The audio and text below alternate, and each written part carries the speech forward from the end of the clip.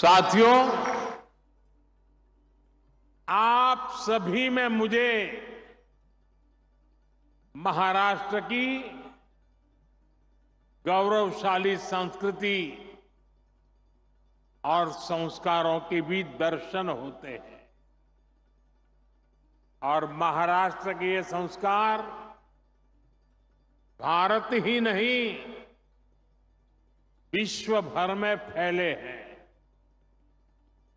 मैं कल ही अपने विदेश के दौरे से लौटा हूं। मैं यूरोप के देश पोलैंड गया था और वहां भी मुझे महाराष्ट्र के दर्शन हुए।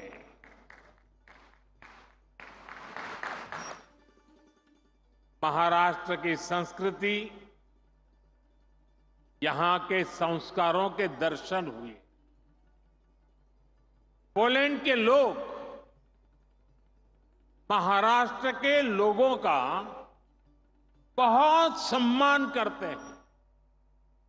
यहां बैठकर के आप इसकी कल्पना नहीं कर सकते। वहां की राजधानी में एक कोल्हापुर मेमोरियल है। पोलैंड के लोगों ने ये मेमोरियल कोल्हापुर के लोगों की सेवा और सत्कार की भावना को सम्मान देने के लिए बनाया है। आप में से कुछ लोगों को पता होगा, दूसरे विश्व युद्ध के दौरान पोलैंड की हजारों माताओं और बच्चों को कोल्हापुर के राज परिवार ने शरण दी थी। छत्रपति शिवाजी महाराज के संस्कारों के अनुरूप राज परिवार ने, सामान्य लोगों ने शरणार्थियों की सेवा की। जब वहां मैं महाराष्ट्र के लोगों के सेवा भाव, मानवता प्रेम की प्रशंसा सुन रहा था तो मेरा माथा गर्व से ऊंचा हो रहा था। हमें ऐसे ही महाराष्ट्र का विकास करके महाराष्ट्र का नाम पूरी दुनिया में और ऊंचा करते रहना है।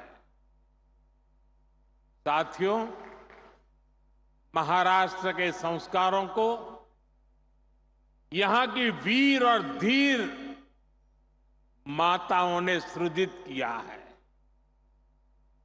यहां की मातृशक्ति ने पूरे देश को प्रेरित किया है। आमचे जळगाव हे तर वारकरी परंपराचे तीर्थ आहे। महान संत मुक्ताईची ही भूमि आहे। उनकी साधना, उनका तप आज की पीढ़ी के लिए भी प्रेरणा है। बहिणाबाई की कविताएं आज भी समाज को रूढ़ियों से बाहर निकल सोचने के लिए मजबूर करती। महाराष्ट्र का कोई भी कोना हो, इतिहास का कोई भी कालखंड हो, मातृशक्ति का योगदान अप्रतिम रहा है। छत्रपति शिवाजी महाराज के जीवन को किसने दिशा दी? ये काम माता जिजाऊ ने किया। जब समाज में बेटियों की शिक्षा, बेटियों के कामकाज को महत्व नहीं दिया जाता था, तब सावित्रीबाई फूले आगे आई। यानी भारत की मातृशक्ति ने हमेशा समाज और राष्ट्र के भविष्य को बनाने में बहुत बड़ा योगदान दिया है। और आज जब हमारा देश विकसित बनने के लिए मेहनत कर रहा है, तो फिर से हमारी मातृशक्ति आगे आ रही है। मैं अपने सामने देख रहा हूं,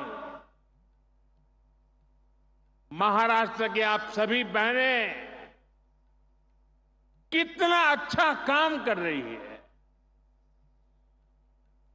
तुमच्या सगळ्यामध्ये मी राजमाता जिजाऊ आणि सावित्रीबाई फुलेची छाप पाहतो। साथियों, जब मैं लोकसभा चुनाव के दौरान आपके बीच आया था, तब मैंने कहा था कि हमें 3 करोड़ बहनों को लखपति दीदी बनाना है। यानी 3 करोड़ ऐसी बहनें और जो सेल्फ हेल्प ग्रुप में काम करती है, जिनकी 1 साल की कमाई 1 लाख रुपए से अधिक होगी। बीते 10 वर्षों में 1 करोड़ लखपति दीदी बनी और बीते 2 महीने में, सिर्फ 2 महीने में 11 लाख और लखपति दीदी उसमें जुड़ गई, नई बन गई। यात सुद्धा 1 लाख नवीन लखपती दीदी याच आपल्या महाराष्ट्रात तयार झाल्या आहेत। इसमें यहां की महायुति की सरकार ने भी बहुत मेहनत की है। एकनाथ जी, देवेंद्र जी और अजित दादा की पूरी टीम माताओं बहनों को सशक्त करने में जुटी हुई। महाराष्ट्र में माताओं बहनों के लिए, नौजवानों के लिए, किसानों के लिए एक से बढ़कर एक स्कीम्स, नई नई योजनाएं चलाई जा रही। साथियों, लखपति दीदी बनाने का ये अभियान सिर्फ बहनों बेटियों की कमाई बढ़ाने का अभियान है, इतना नहीं है। ये पूरे परिवार को, आने वाली पीढ़ियों को सशक्त करने का एक महाअभियान है।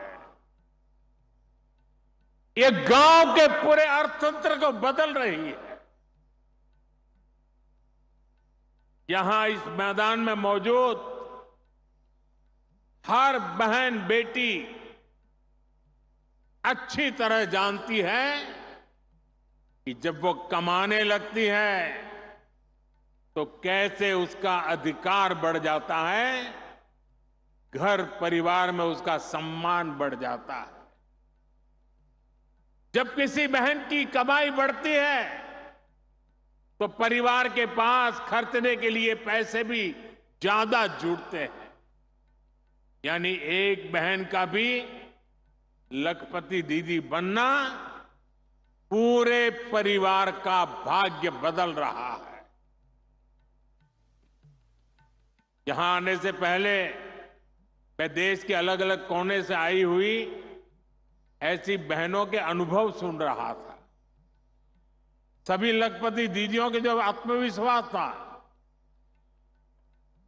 और मैं कहता तो लखपति दीदी हूं, लेकिन उसमें सब कोई 2 लाख कमाने वाले थे, कोई 3 लाख वाले थे, कोई 8 लाख वाले भी थे।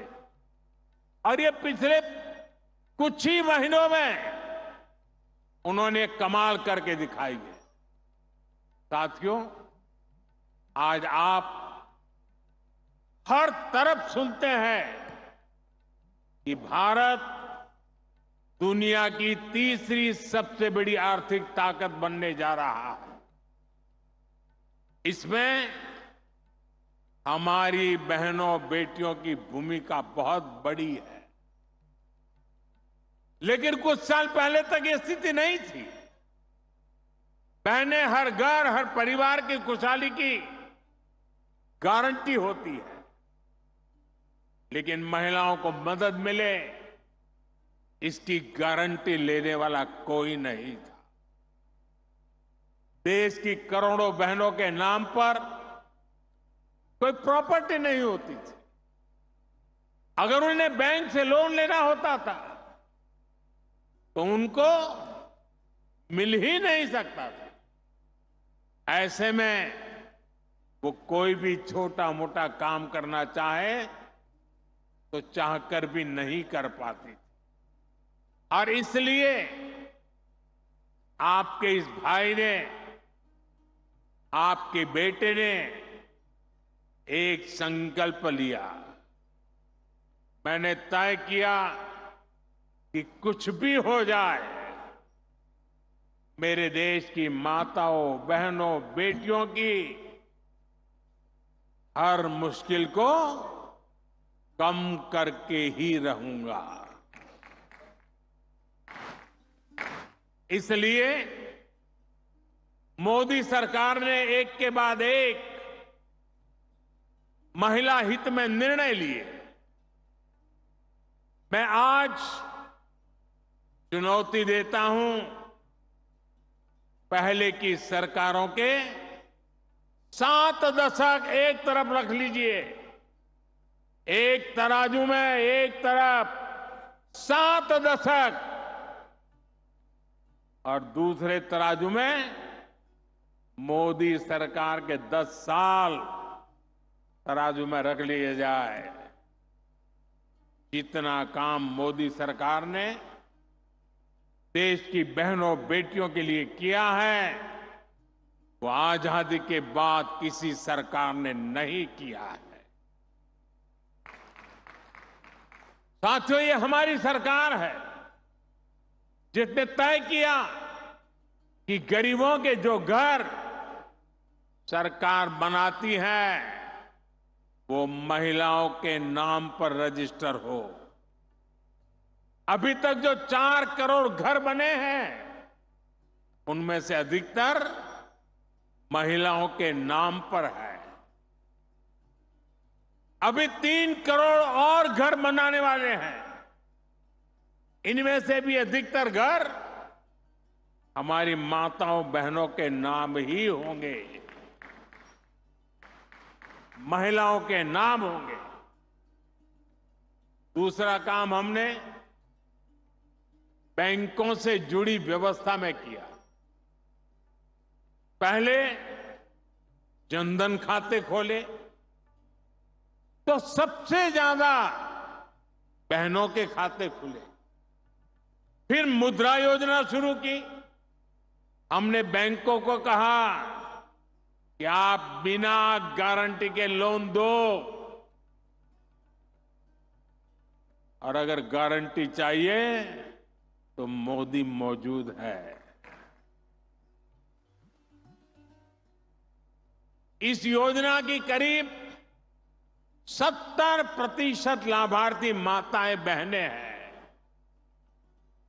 देश में कुछ लोग थे वो कहते थे कि महिलाओं को ऐसे लोन मत दो, डूब जाएगा, इसमें रिस्क है। लेकिन मेरी सोच अलग थी। मुझे आप पर, अपनी मातृशक्ति पर, उनकी ईमानदारी पर, उनके कर्तृत्व पर पूरा भरोसा है। माताओं बहनों ने मेहनत की और ईमानदारी से लोन भी लौटाए। अब तो मुद्रा ऋण की सीमा हमने 20 लाख कर दी है। हमने रेहड़ी फुटपाथ पर काम करने वालों के लिए भी स्वनिधि योजना चलाई। इसमें भी बिना गारंटी का ऋण दिया जा रहा है। इसका भी बहुत बड़ा फायदा हमारी बहनों को, हमारी बेटियों को हो रहा है। हमारे विश्वकर्मा परिवार जो हस्तकला का काम करते हैं, इसमें भी बड़ी संख्या में हमारी बहनें जुड़ी हैं। उनकी गारंटी भी हमारी सरकार ने ली है। साथियों, पहले जब मैं सखी मंडलों की बात करता था, महिला सेल्फ हेल्प ग्रुप की बात करता था, तो बहुत कम लोग थे जो ये देख पाते थे कि इसका महत्व क्या है। आज देखिए, ये भारत के अर्थतंत्र की एक बहुत बड़ी शक्ति बनती जा रही है।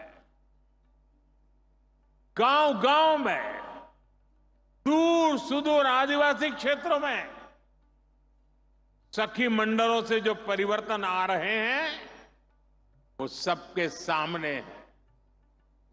10 साल में यह आंकड़ा भी बहुत बड़ा है। 10 साल में 10 करोड़ बहनें इस अभियान से जुड़ चुकी हैं और हमने इनको भी बैंकों से जोड़ा है। हमने उन्हें बैंकों से आसान और सस्ता ऋण दिया है। मैं एक आपको आंकड़ा देता हूं और ये सुनकर के आप जरूर चौंक जाएंगे और आपको शायद मन में गुस्सा भी आएगा, क्या मेरा देश पहले ऐसे भी चलता था क्या? साल 2014 तक, साल 2014 तक 25,000 करोड़ रुपए से भी कम, 25,000 करोड़ रुपए से भी कम बैंक लोन सखी मंडलों को मिला था। 2014 से पहले 25,000 करोड़ से भी कम। याद रखिए, ये मैं उन महिला सेल्फ हेल्प ग्रुप की बात करता हूं। सिर्फ 25,000 करोड़, जबकि पिछले 10 सालों में करीब 9 लाख करोड़ रुपए की मदद दी गई है।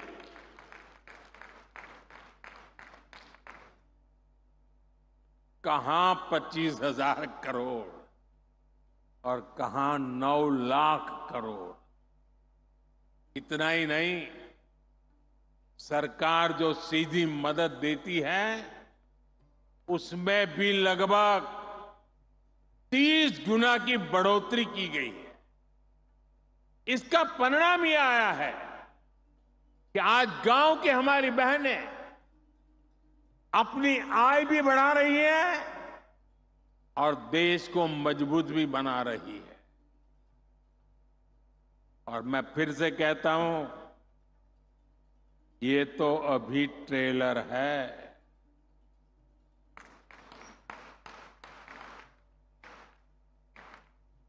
अब हम बहनों बेटियों की भूमिका का और विस्तार कर रहे हैं। आज 1.25 लाख से अधिक बैंक सखियां गांव-गांव बैंकिंग सेवाएं दे रही है। और अभी मुझे कुछ बहनें बता रही थी, 1-1 करोड़ रुपए का कारोबार करती है। अब हम बहनों को ड्रोन पायलट बना रहे हैं। हम बहनों के समूहों को लाखों रुपए का ड्रोन दे रहे हैं ताकि वे ड्रोन से आधुनिक खेती करने में किसानों की मदद कर पाए।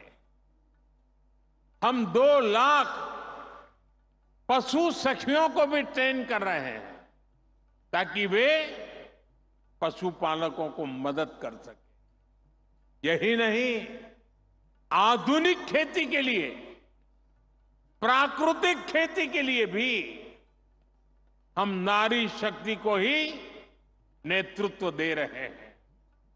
इसके लिए हमने कृषि सखी कार्यक्रम शुरू किया है।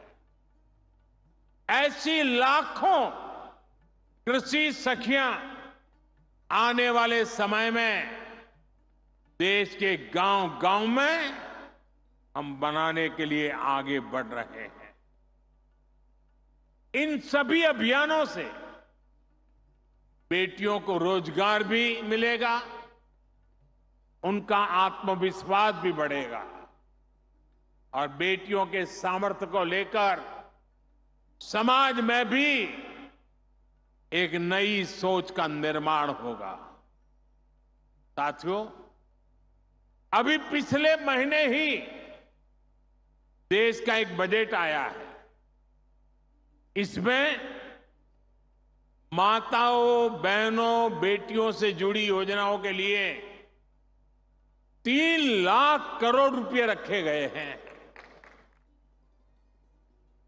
बेटियां ज्यादा संख्या में नौकरी करें, इसके लिए दफ्तरों में, फैक्ट्रियों में उनके लिए विशेष सुविधाएं बनाने की घोषणा की गई है।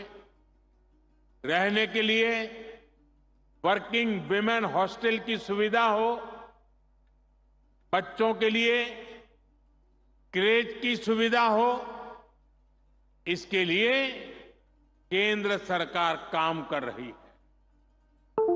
हमारी सरकार बेटियों के लिए हर सेक्टर खोल रही है जहां कभी उन पर पाबंदियां थी।